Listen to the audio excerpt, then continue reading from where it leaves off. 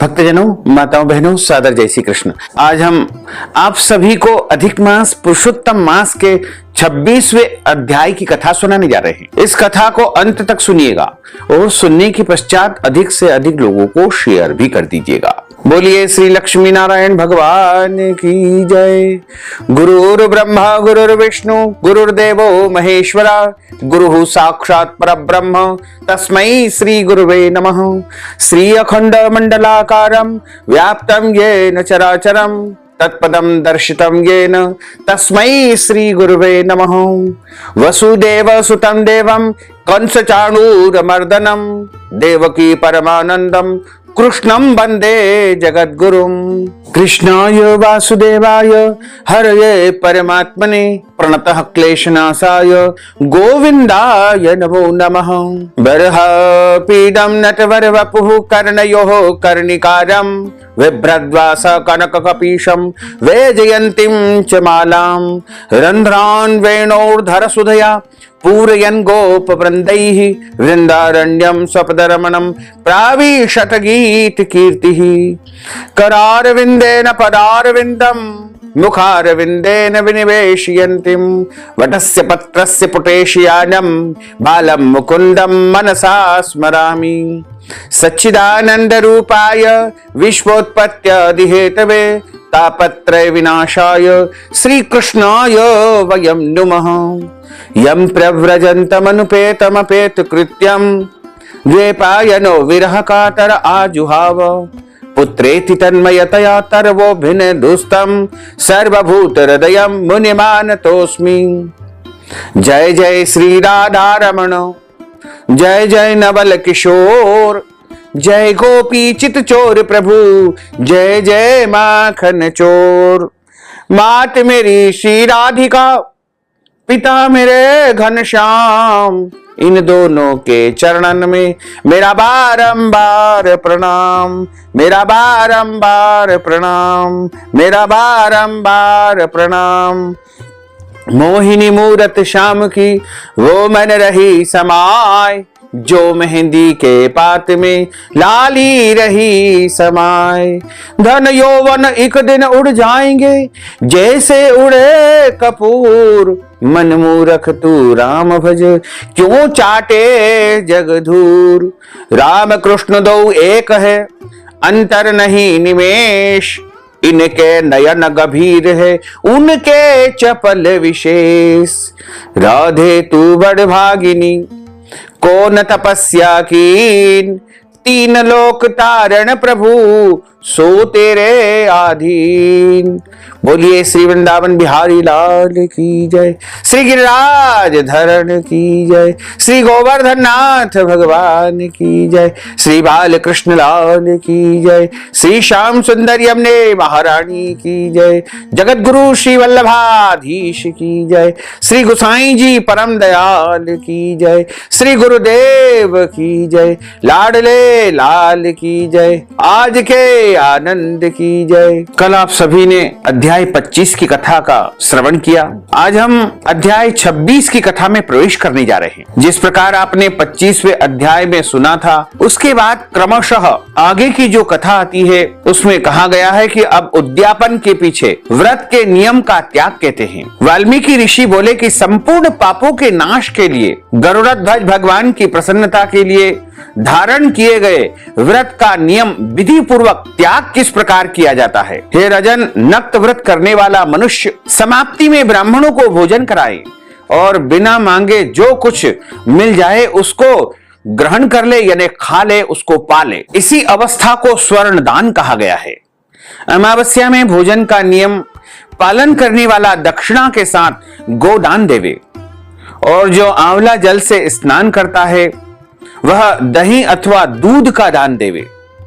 हे राजन, फलों का नियम कहते हैं तो फलों का दान करे, यानी आपने फलाहार का नियम रखा है तो आपको फलाहार का दान करना चाहिए। तेल का नियम किया है अर्थात तेल यदि आपने छोड़ा है तो समाप्ति में घृत दान करे और घृत का नियम किया गया है तो दूध का दान करे।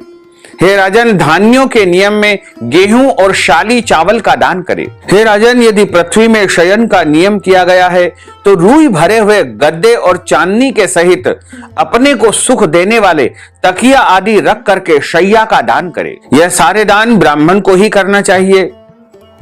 जो मनुष्य इन दानों को करता है वह भगवान को परम प्रिय होता है। जो मनुष्य पत्तल में भोजन करता है वह ब्राह्मणों को भोजन करवाए। घी शक्कर का दान करे। मौन व्रत में सुवर्ण के सहित घंटा और तिलों का दान करे। सपत्नीक ब्राह्मण को घी युक्त पदार्थ से भोजन कराएं।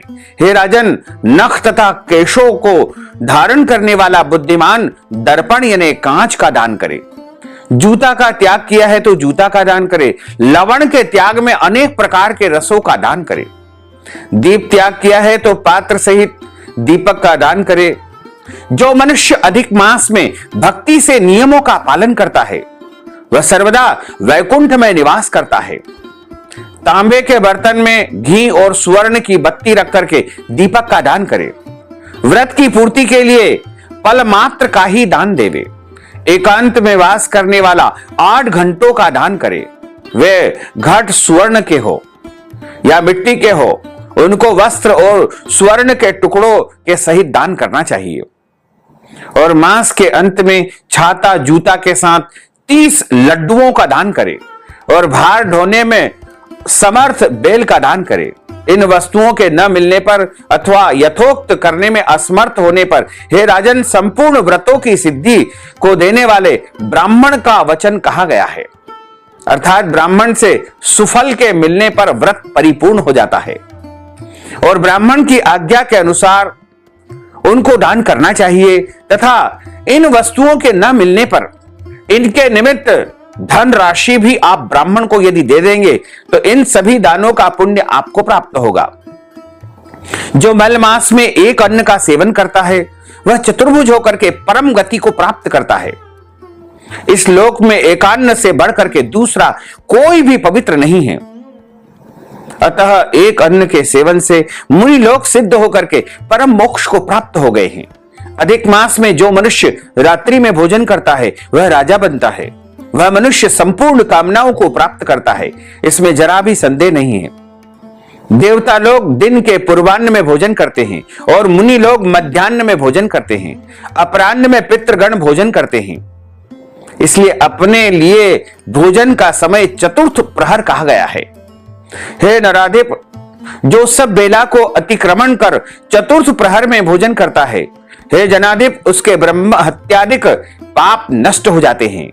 हे महीपाल, रात्रि में भोजन करने वाला समस्त पुण्यों से अधिक पुण्य फल का भागी होता है और वह मनुष्य प्रतिदिन अश्वमेध यज्ञ करने के समान फल को प्राप्त करता है।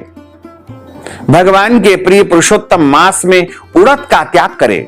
वह उड़द छोड़ने वाला समस्त पापों से मुक्त होकर के विष्णु लोक को जाता है। जो पातकी ब्राह्मण होकर यंत्र में तिल पेरता है, हे राजन, वह ब्राह्मण तिल की संख्या के अनुसार उतने वर्ष पर्यंत रौरव नरक में वास करता है, फिर चांडाल योनि में जाता है और कुष्ठ रोग से पीड़ित होता है।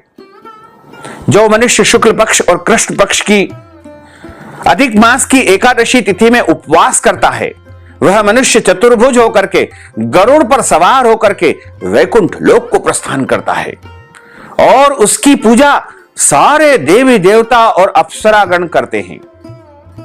एकादशी व्रत करने वाला दशमी और द्वादशी के दिन एक बार भोजन करे। जो मनुष्य देव देव विष्णु भगवान के प्रीत्यर्थ व्रत करता है वह मनुष्य स्वर्ग को प्राप्त करता है।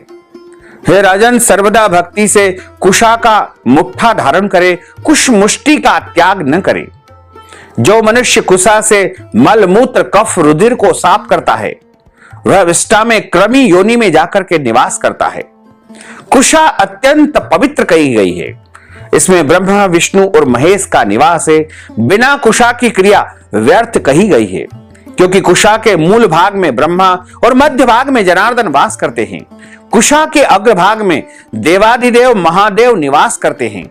इसलिए कुशा से मार्जन करे।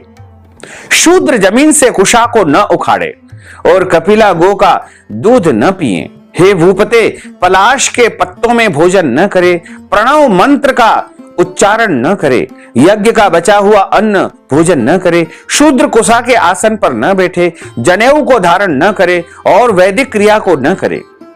यदि विधि का त्याग करके मनमाना काम करता है तो वह शूद्र अपने पितरों के सहित नरक में डूब जाता है। 14 इंद्र तक नरक में पड़ा रहता है, फिर मुर्गा, सुअर, बानर की योनि में जाता है। इसलिए शूद्र हमेशा प्रणव का त्याग करे। है भूमि, शूद्र ब्राह्मणों को नमस्कार करने से नष्ट हो जाता है।